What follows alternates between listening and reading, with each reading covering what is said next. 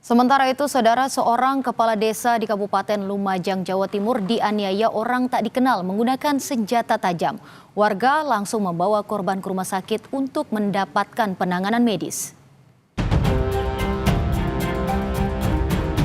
Sampurno, seorang kepala desa Pakel di Lumajang, Jawa Timur, tiba-tiba digeruduk orang tak dikenal di rumahnya. Sang kades pun terlibat cekcok mulut dengan para penggeruduk hingga berujung penganiayaan.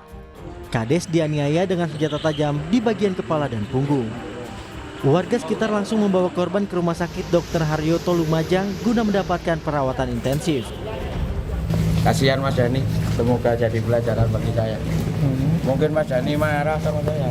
Apa masalahnya, Bang? Wis, nggak ada wis. Salah paham ya? Maafkan saya ya. Polisi telah menangkap 10 pelaku pengeroyokan di beberapa tempat. Kepada polisi, para pelaku mengaku disuruh oleh seseorang yang merasa tersinggung atas ucapan kepala desa pada saat acara pengajian. Pak Kepala Desa ini mengeluarkan kalimat kata-kata terhadap seseorang saksi yang saat ini juga sudah kita periksa sebagai saksi, yaitu saksi DN ya.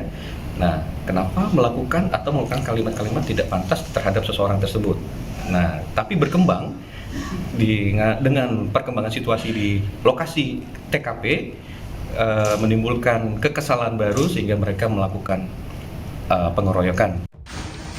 Saat ini 10 pelaku dan 1 orang yang diduga sebagai orang yang memerintahkan melakukan pengeroyokan masih menjalani pemeriksaan di Satreskrim Polres Lumajang.